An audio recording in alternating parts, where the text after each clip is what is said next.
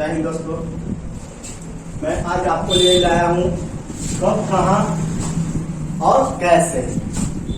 History का ये 6th class का पहला चैप्टर है, कब, कहाँ और कैसे। और इस अध्याय में हम पहले चैप्टर में ये पढ़ेंगे कि कौन सी घटना कब हुई थी, कहाँ हुई थी और कैसे हुई थी। ये चीज को हम इस अध्ययन में पढ़ेंगे। तो एनसीईआरटी बुक में सबसे पहले दिया गया है कि हम कैसे पता लगाएं, कैसे पता लगाएं। देखिए, कैसे पता लगाएं, ये इसका टॉपिक दे दिया।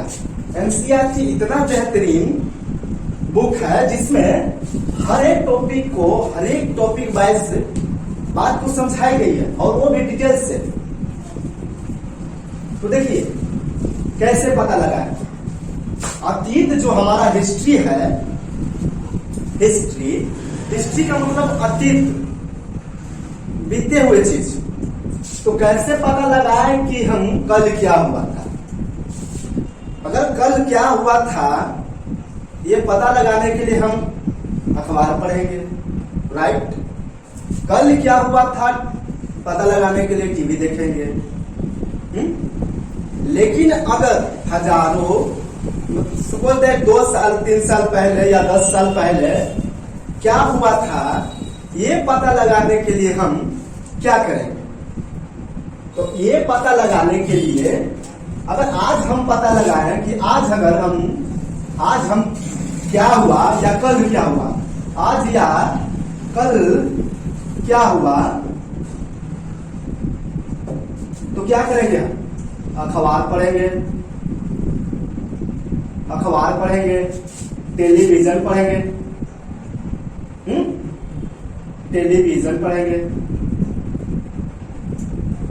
टेलीविजन पढ़ेंगे और ऐसे सोशल मीडिया का हम हेल्प लेंगे। बहुत सारे सोशल मीडिया है जो update, topic by topic update देती रहती है, जिसमें ये पता चलता है कि आज क्या हुआ। हर चीज का अपडेट लेना एक आजकल का एक न्यूज बन गया है, हर चीज। लेकिन 2 साल पहले क्या हुआ था, 2 साल पहले, 3 साल, 10 साल पहले क्या हुआ था, तो हम क्या करेंगे। 10 साल अगर 10 साल पहले क्या हुआ था, पहले क्या हुआ था, कैसे पता लगाएंगे। तो इसके लिए हम क्या करेंगे, अपने माता पिता, क्या करेंगे, माता पिता से पता लगा लिया। माता पिता या दादी नानी कुछ भी हो, जब दादा दादी जब रहते हैं, जब छोटे बच्चे रहते हैं, जब 10 साल 5 साल के रहते हैं, तो हाँ, कहानी सुनाते हैं ना कि बच्चे हमारे जमाने में ऐसा होता था, ये चीज ऐसा होता था। तो ये चीज हम पता लगाने के लिए हम अपने परिवार या पूर्वजों से हम ये पता लगा सकते हैं। आज क्या हुआ था अखबार टेलीविजन से कर लेंगे, लेकिन 10 साल पहले क्या हुआ था हम अपने माता या पूर्वजों से, कोई आस पड़ोस से पूछ लेंगे। लेकिन एक क्वेश्चन आती है हिस्ट्री का, जो मेन टॉपिक इसी से बना हुआ है कि अगर हजारों साल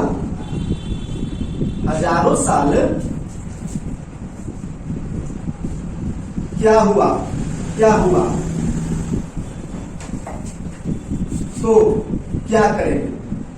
तो क्या करें, हजारों साल क्या पहले क्या हुआ था, हजारों साल पहले क्या हुआ था, तो हम क्या करेंगे। देखिए, इसका टॉपिक ये आ गया। ये चीज तो हम टॉपिक बाय टॉपिक पर तो हम पता बताना जरूरी था कि आजकल पता करने के लिए हम अखबार पढ़ेंगे, 10 साल पहले पता करने के लिए अपने माता पिता या परिवार से पूछेंगे। लेकिन अगर हजारों साल पहले होगा तो क्या करेंगे, हिस्ट्री, अतीत खोलकर हमें पढ़ना पड़ेगा कि हिस्ट्री क्या है। ये चीज हमें पढ़ना पड़ेगा, क्योंकि बिना हिस्ट्री के हजारों साल पहले क्या हुआ था हम नहीं बता सकते हैं। ये चीज हमें जरूरी है कि अतीत में क्या हुआ था। ये चीज के लिए हमें क्या करना है, हिस्ट्री को पढ़ना है। क्या करना है? हिस्ट्री। हिस्ट्री को हमें रीड करना है। क्या करना है? हिस्ट्री को हमें रीड करना है। अगर हिस्ट्री नहीं रीड करेंगे तो हम पहले क्या हुआ था कैसे पता करेंगे? और हिस्ट्री हर एक व्यक्ति को पता होना आवश्यक है, क्योंकि हिस्ट्री जानकर ही हम भविष्य का निर्माण कर सकते हैं। अगर हिस्ट्री नहीं पता है तो हम कैसे पता चल करेंगे कि हाँ हम जो करने वाले हैं वो चीज गलत है? नहीं ना पता कर पाएंगे। अगर हिस्ट्री है मानो तो हिस्ट्री में क्या गलती किए थे लोग, कैसे थे, वो चीज को हम पता कर कर वो चीज हम गलती दोहराएंगे नहीं। अगर ये चीज समझना है तो हिस्ट्री आपको बारीकी से पढ़ना है। हिस्ट्री को कभी बोर मत समझिए कि हाँ हिस्ट्री जो है बहुत हार्ड चीज है। हिस्ट्री को एंजॉय करते हुए रीड कीजिए, उसको राइट कीजिए, मन में बैठा लीजिए कि वो चीज हार्ड नहीं है। वो चीज क्या है? वो एकदम सिंपल सा, जैसे नॉर्मल इकोनॉमिक्स को हम लोग एंजॉय करके पढ़ते हैं, ज्योग्राफी को एंजॉय करते हैं, उस तरह से हिस्ट्री किसी को तो इतना बोरिंग फील होता है, इतना लगता है कि हार्ड सब्जेक्ट, मानो लगता है कि पूरा दुनिया का कुछ इसी पता है। तो हिस्ट्री में इंटरेस्ट लेना बहुत जरूरी है। तो चलिए आगे देखते हैं कि इसमें क्या दिया हुआ है। नेक्स्ट टॉपिक देखते हैं इसमें क्या दिया हुआ है हिस्ट्री का।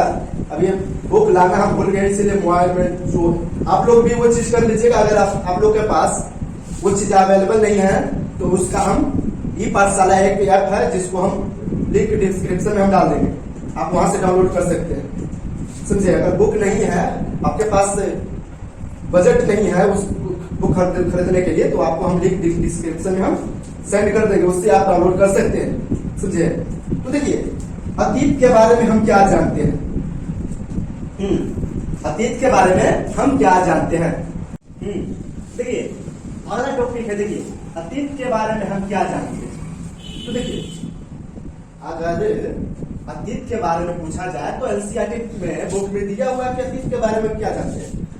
तो सबसे पहले देखिए, अगर किसी चीज या वस्तु हो, कोई भी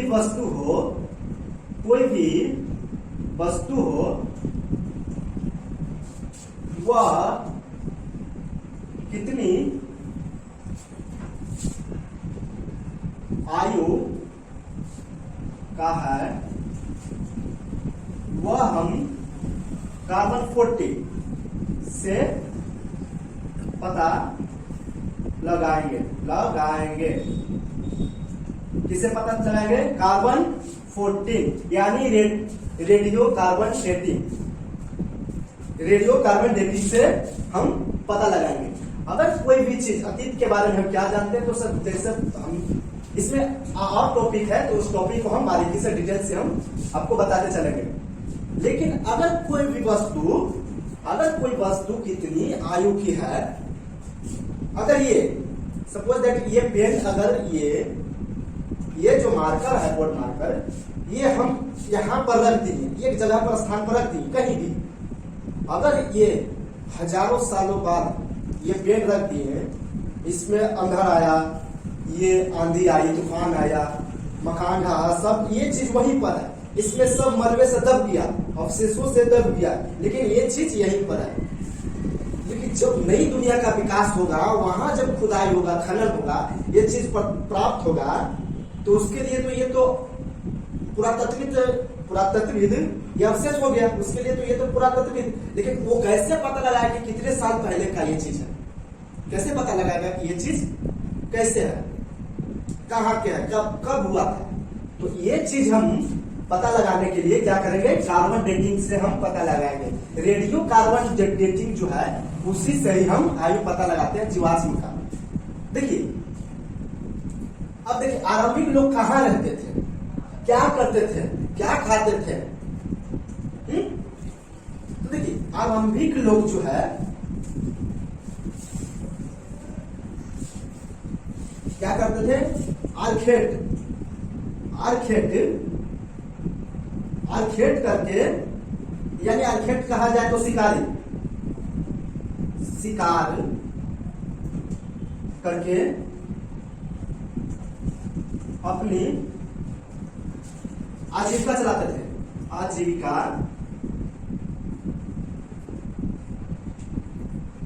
चलाते थे। और वो कहाँ रहते थे? अंत भूगर्भ में रहते थे। कहाँ रहते थे? अंत भूगर्भ में, जिसको हम अगर कहा जाए सब्वे भी बोल सकते हैं, अंडरग्राउंड जमीन बोल सकते हैं। क्या बोल सकते हैं? अंत भूगर्भ, अंत भूगर्भ में रहते थे।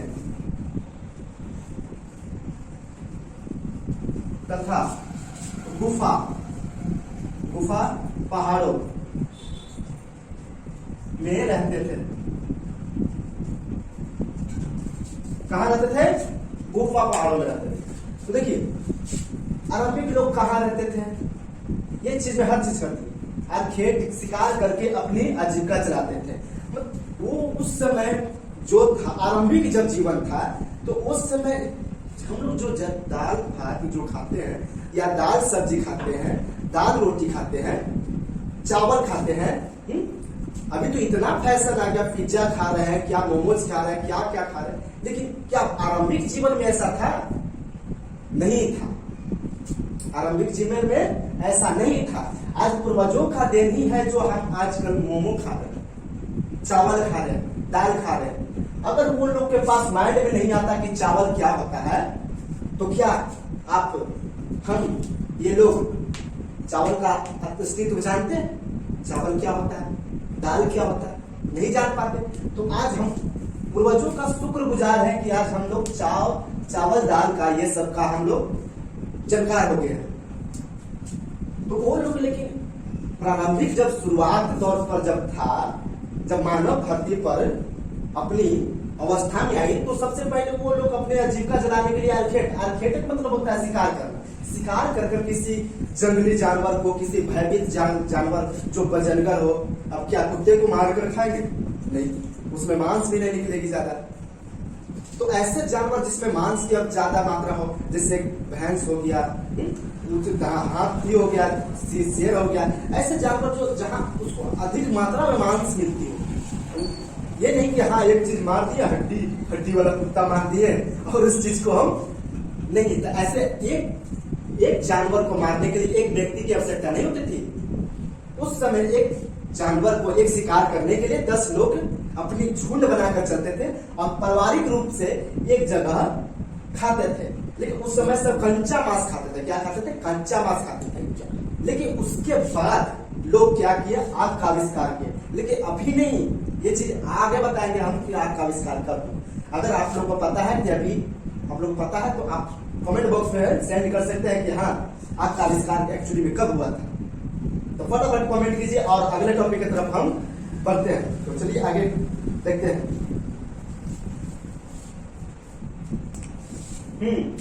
तो आगे नेक्स्ट टॉपिक में बढ़ते हैं कि देखिए पांडुलिपि। एनसीईआरटी का अगला टॉपिक जो है पांडुलिपि, इसके बारे में हम देखते हैं। टॉपिक तो नहीं है लेकिन हम मेन टॉपिक निकाल कर एक मात्रों के बीच अपना कंटेंट निकाले हैं कि हाँ ये बच्चों को सबसे पहले क्या चीज जरूरी है। अब यूट्यूब पर एमबी खर्च होता है, समय बर्बाद होता है, तो कोई क्यों आएगा यूट्यूब पर समय बर्बाद करेगा?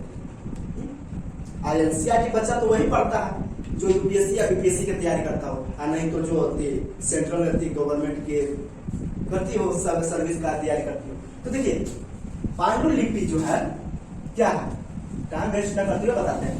हिमालय क्षेत्र में उगने वाले एक पेड़ का नाम है भुज। हिमालय क्षेत्र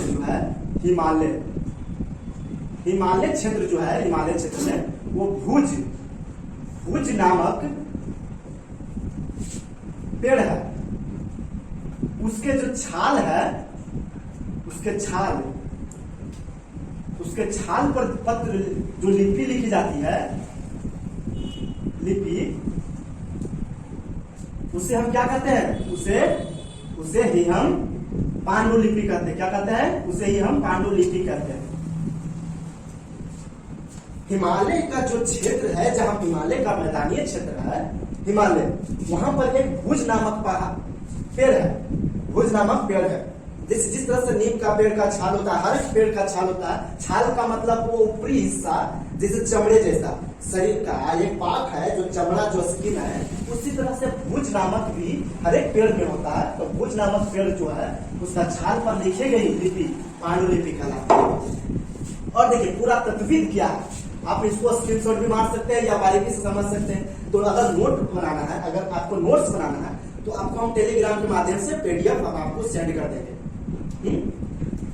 फिर अगर नोट्स बनाना है तो बारीकी से सोच समझ कर हर एक टॉपिक बाय टॉपिक बनाइएगा। ये नहीं कि जैसे तैसे हम बना दिए तो नहीं। आप एक सीएससी का तैयारी कर रहे हैं, सेंट्रल एग्जामिनेशन सर्विस का आप तैयारी कर रहे हैं, ये छोटा मोटा पद नहीं है। आप छोटा मोटा नहीं करने वाले हैं, आप बहुत अच्छे पद की तैयारी कर रहे हैं। तो अच्छे नोट्स होना चाहिए, अच्छे बारीकी से समझ होना चाहिए, पकड़ होना चाहिए। तो देखिए पूरा तत्विद क्या है, पूरा तत्विद ऐसे व्यक्ति जो इतिहास के बारे में अध्ययन करता हो, इतिहासकार हो, जो खुदाई करता हो।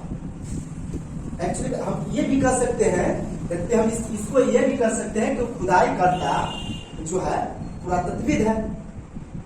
ऐसे तो हम नहीं कर सकते हैं।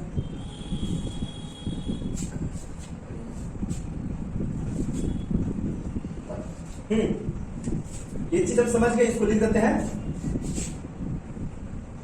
पुरानी वस्तुओं के अध्ययन करता को हम क्या कहेंगे, पुरातत्वविद कहेंगे। ये चीज बारीकी से आप समझ गए हैं। अगर कोई भी डाउट रहे तो कमेंट बॉक्स में आप भेज सकते हैं। देखिए अब हम देखते हैं सहायक नदी। सहायक नदी क्या है? जैसे कि हम लोग ये चीज सुनते हैं कि सिंधु या गंगा की सहायक नदी, गंगा की सहायक नदी कौन कौन सी है? यमुना भी है। गंडक के सहायक नदी कौन है? तो गंडक के रिहंद है, रियाल है, ये चीज है। लेकिन ये सहायक नदी होता है क्या? एक्चुअली में सहायक नदी क्या होता है, इसको हम आप अभी डिफाइन करते हैं। तो देखिए जब बड़ी नदी, अभी हम समझा देते हैं, उसके बाद बोर्ड पर हम आपको राइट करके दिखा देंगे। तो देखिए जो बड़ी नदी में आकर छोटी नदी मिलती है तो वह नदी क्या कहलाती है? सहायक नदी कहलाती है। या हम ऐसे भी कह सकते हैं, इसी को उल्टा करके, जब छोटे नदी बड़ी नदी में आकर मिलते हैं तो क्या कहलाती है? सहायक नदी कहलाती है। इसी में एक चीज आ जाता है मुहाना। क्या आ जाता है? इसी में आ जाता है मुहाना। तो मुहाना क्या है? मुहाना क्या है? तो इसी में तो बस थोड़ा आप टॉपिक देखिए, घुमाइए कि जब छोटी नदी बड़ी नदी, जब कोई एक नदी दूसरे नदी से परस्पर मिलती है और वह जिस स्थान पर मिलती है वह मोड़ को हम क्या कहेंगे? मुहाना कहेंगे। कि वो चीज वहां से, जैसे कि अगर ये गंगा है, यहां से कोई इसमें मिल रही है तो वो क्या हो गया? ये दोनों का मुहाना हो गया कि ये चीज यहाँ पर मिली है। अगर ये चीज तीन चीज मिल गई तो ये क्या हो गया? संगम। जैसे कि हमारे गंगा यमुना सरस्वती का संगम है। अभी सरस्वती तो समझे कि नदी नहीं हो रहा, वो बाहर के क्षेत्रों में ही है, बाहर के समय में ही वो भरती है, लेकिन वो नदी अब नदी नहीं है, वो अब जमीन ढाल जैसी हो गई है।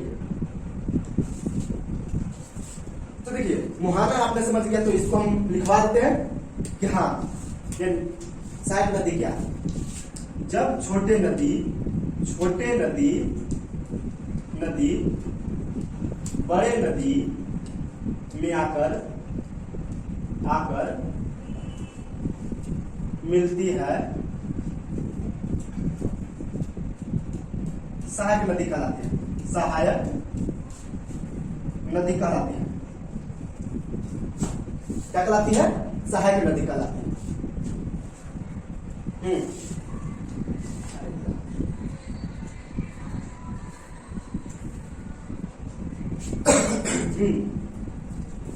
अब देखिए, अब छोटी छोटी बात टॉपिक एक निकाल लेते हैं कि जैसे कि अगर सिंधु का जो है, सिंधु ये सिंधु जो है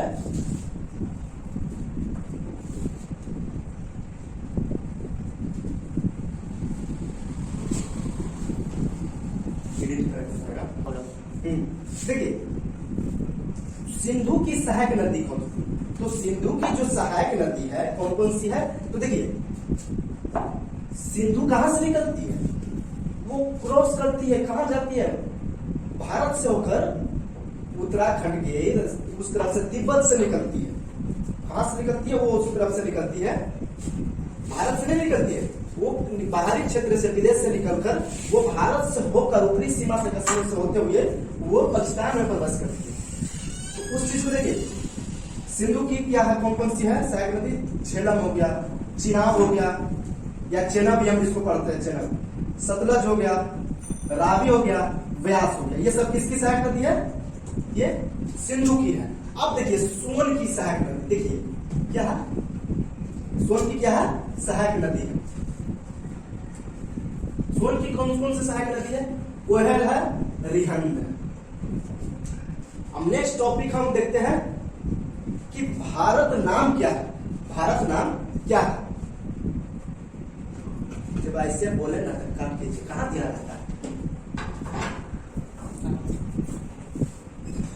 देखिए भारत नाम, ये भारत नाम कहां से आया, एक चीज हम भारत का कितना नाम है, कैसे है, क्या चीज है, ये चीज हम आपको भारत नाम में ही टॉपिक में पढ़ा देंगे।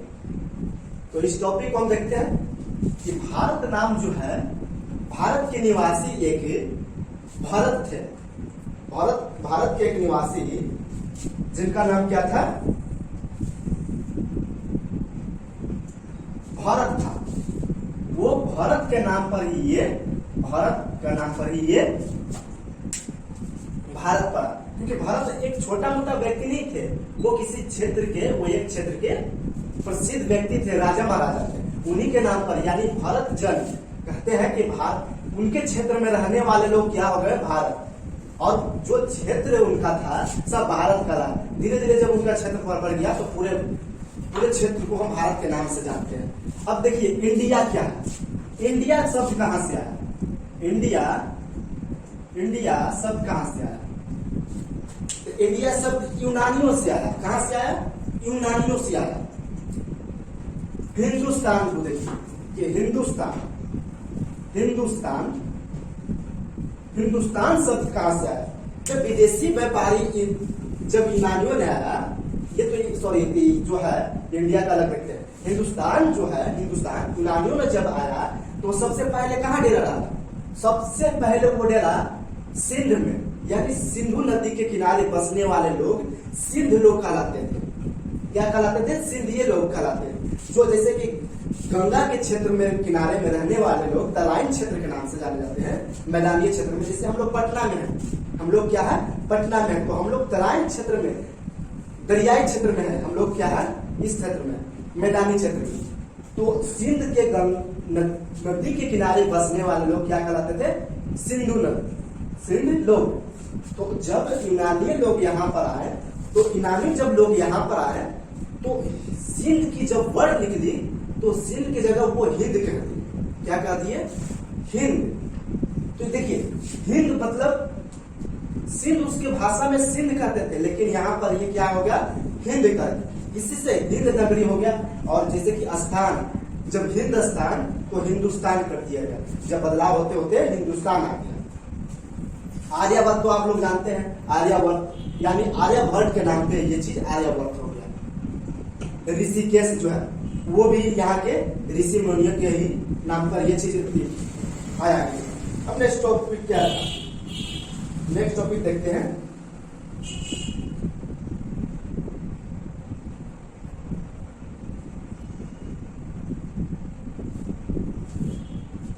अब थोड़ा सा एक रिवाइज कर देते हैं, एक चीज रिवाइज कर देते हैं, वो चीज क्या है, तो देखिए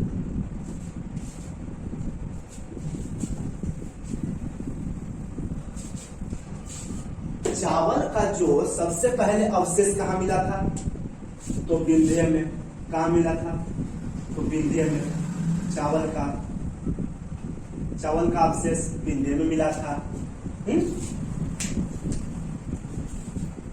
लोग क्या करते थे, लोग आजीविका कैसे चलाते थे, आजीविका चलाने के लिए क्या करते थे, आजीविका चलाने के लिए आर्खेट करते थे, आर्खेट करते थे, क्या करते थे, आर्खेट करते थे। पांडुलिपि क्या है, पांडुलिपि क्या है, तो पांडुलिपि हिमालय क्षेत्र में उगने वाले भुज नामक पेड़ के छाल पर लिखे जाने वाले लिपि को पांडुलिपि कहते हैं, जिसको हम इसको इंग्लिश में हम मैन्युस्क्रिप्ट भी कहते हैं। अब आगे क्या था, तो आगे जो है पुरातत्वविद, तो ऐसे व्यक्ति जो पुराने वस्तुओं का अध्ययन करता हो पुरातत्वविद कहलाते हैं। क्या कहलाती है, तो पुरातत्वविद क्या कहलाती हो, पुरातत्वविद कहलाते हैं। और कुछ है इसमें भारत नाम, तो भारत नाम तो आप लोग समझ गए कि भारत नाम का एक निवासी थे, उनके क्षेत्र में रहने वाले बसने वाले लोग को ही भारत नाम से जानते हैं। तो इस टॉपिक को यहीं पर एंड करते हैं। और एक चीज और टॉपिक हो गया कि कृषि जो है तिथि आ गई, सबसे लास्ट में आ जाती है तिथि, महत्वपूर्ण तिथियां देखते हैं, एक बात देख लेते हैं। कृषि का आरंभ जो है, कृषि का आरंभ, कृषि का आरंभ, कृषि का आरंभ कब हुआ था, तो 8000 कहा 8000 BC, कब हुआ था, 8000 BC।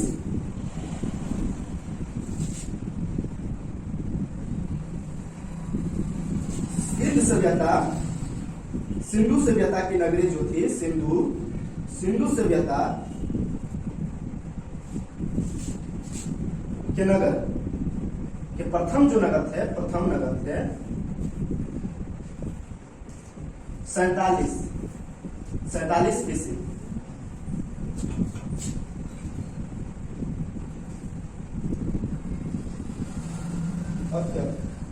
मगध, अब देखिए जो मगध का विकास जो हुआ था वो 2500 वर्ष पूर्व, यानी BC बोल सकते हैं। ये महत्वपूर्ण तिथियां आपको हो गई, जिसमें हम लोग देखिए इस टॉपिक में हमने क्या क्या पढ़ा, तो इस टॉपिक में यात्रा पर है कि लोग कैसे यात्रा करते थे, कैसे रहते थे, कैसे क्या करते थे, ये चीज पर। पांडुलिपि हमने भी देख लिया, अभिलेख देख लिए। अभिलेख वो जगह है जहां एक चीज, एक ज्ञान को संग्रह करते, इकट्ठा करते, अभिलेख कहलाते थे। पुरातत्वविद, ऐसे व्यक्ति जो पुराने वस्तुओं का अध्ययन करता हो। इतिहासकार, आप जानते ही हैं, इतिहास के अध्ययन करता को इतिहास कहते हैं। स्रोत, कोई भी वस्तु, कोई भी चीज या कृषि का स्रोत कब हुआ था, ये चीज कर दिया गया।